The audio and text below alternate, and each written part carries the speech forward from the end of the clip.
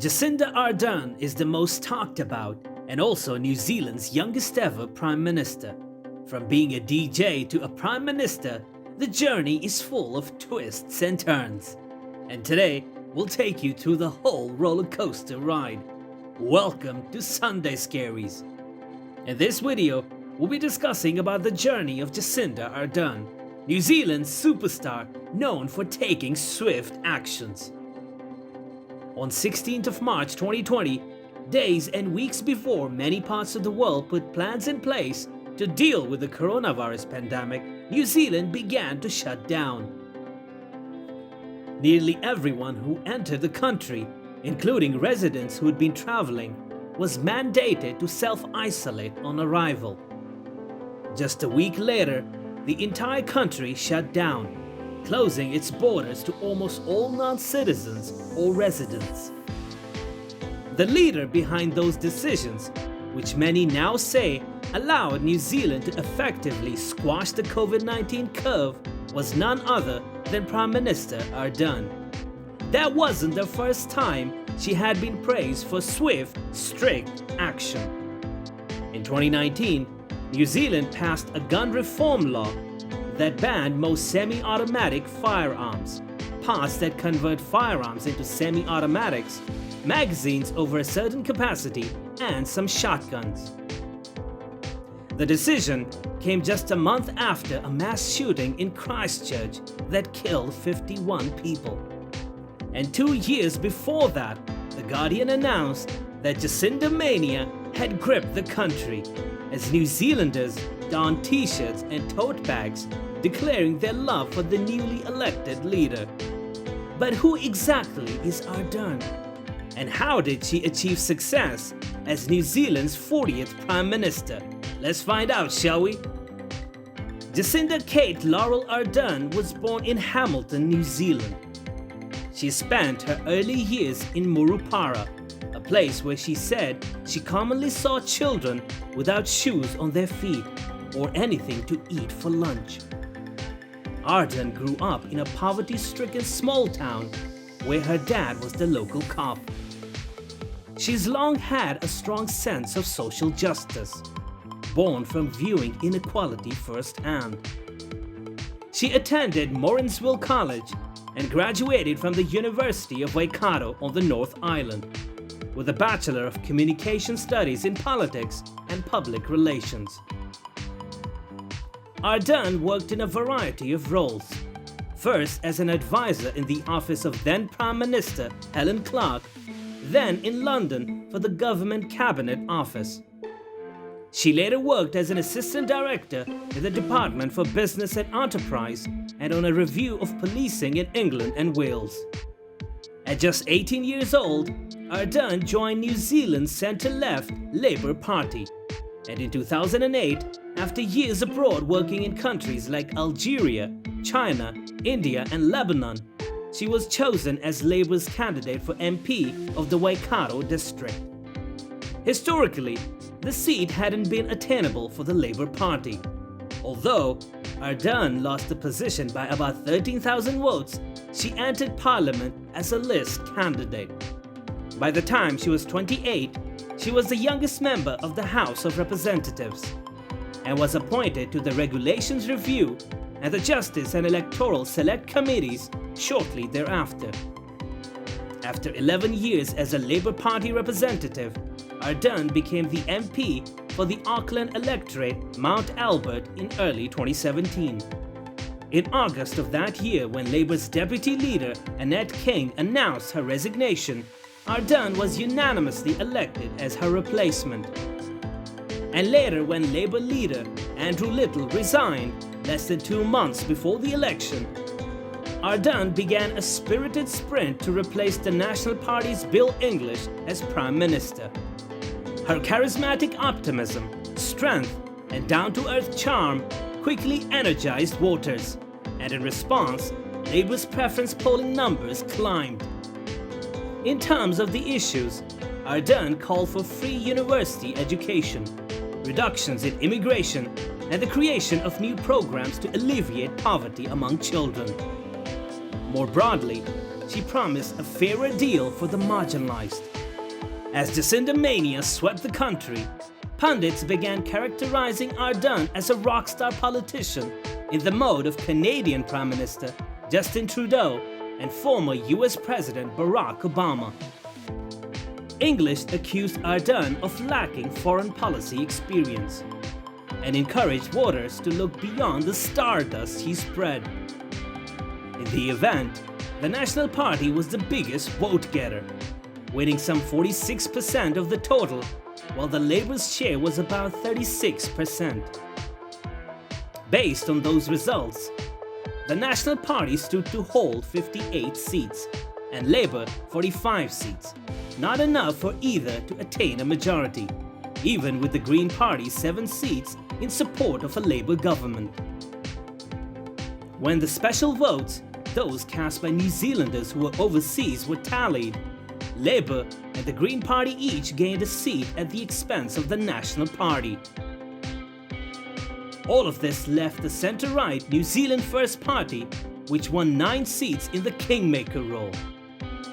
New Zealand First's 72-year-old leader Winston Peters kept the country in suspense for weeks as he negotiated with both the National Party and Labour over New Zealand First's potential participation in a coalition government. Finally, on 19th of October, Peters went on television to announce that he had chosen to go into a partnership with Labour that would be further dependent on supply and confidence support from the Greens. Far too many New Zealanders have come to view today's capitalism not as their friend, but as their foe, Peters said in announcing his intention to govern with Labour. Ardern found out at the same time as the rest of the country that she was about to become its 40th Prime Minister, and she was sworn in on 26th of October. In June 2018, Ardern gave birth to her first child, a girl. She thus became the first leader of a country in nearly 30 years to give birth while in office. In March 2019, Ardern was called upon to lead and comfort her country in the wake of what she characterized as one of its darkest days. That was after an attack on a mosque in Christchurch and another on a mosque in Linwood during midday prayers on 15th of March resulted in the loss of at least 50 lives and injuries to about 50 others. In both cases, the assailant allegedly was a 28-year-old white supremacist Australian national who had posted a 74-page anti-immigrant manifesto on social media immediately prior to beginning his attack with assault rifles. Before he was apprehended by police, the gunman, who had streamed the attack on the first mosque on Facebook, had killed 42 people at the first mosque and another 8 at the second. According to his rambling, hate-filled manifesto, the alleged assailant had come to New Zealand specifically to undertake the attacks to highlight that even a place as remote as New Zealand suffered from mass immigration. The anti-immigrant motivation for the attacks was especially jolting in a country with a reputation for welcoming immigrants. Indeed, Ardern had recently announced that in 2020, New Zealand would be increasing the number of immigrants it accepted annually from 1,000 to 1,500. Ardern labeled the assault a terrorist attack. In addressing the country, she said of New Zealand, "We were not a target because we are a safe harbor for those who hate.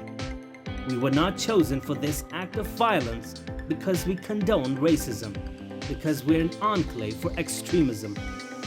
We were chosen for the very fact that we are none of these things, because we represent diversity, kindness, compassion, a home for those who share our values, refuge for those who need it." She then called for changes to New Zealand's gun laws, a statement that appeared to meet with broad approval in a country where gun ownership was widespread. Ardern's compassionate but strong response to the mosque attacks earned her praise from around the world, as would her calm, measured reaction when tragedy again befell the country in December 2019, after a volcanic explosion on remote White Island claimed 21 lives. At the time of the eruption, 47 people were on the uninhabited island. The image of Ardern comforting first responders with hugs became iconic. Notwithstanding the positive perception abroad of Ardern's leadership, many New Zealanders appear to be less than satisfied with the Prime Minister's record on tackling housing shortages and child poverty. These were the issues that she had pledged to address. As a result, the parliamentary election for September 2020 promised to be a close one. However, the dynamics of the election were changed by the outbreak of the coronavirus pandemic that swept the world beginning early in 2020. Ardern and her government took a go hard and go early approach to the pandemic.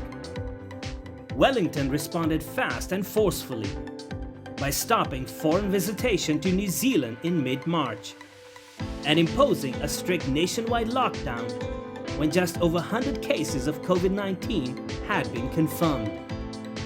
In the process, the country's tourism-dependent economy sustained a historically hard blow. GDP tumbled by more than 12% in the June 2020 quarter, the steepest quarterly decline in New Zealand's history. At the same time, however, this draconian public health response produced remarkable results, as New Zealand contained the outbreak quickly and thoroughly. By August, the country had gone some 100 days without evidence of community spread of the virus. When cases were diagnosed in Auckland that month, the election was postponed until October, and the country was again locked down. By the time of the election on 17th of October, however, the virus was again contained, having been limited to about 2,000 cases overall to date, with only 25 deaths nationwide. Mask wearing and social distancing requirements were removed. Ardern had skillfully overseen the country's successful response to the pandemic. She combined science-driven, hardline policies and a deft human touch that included casual, empathetic online appearances and a promise to children that the Easter Bunny and Tooth Fairy would be treated as essential workers.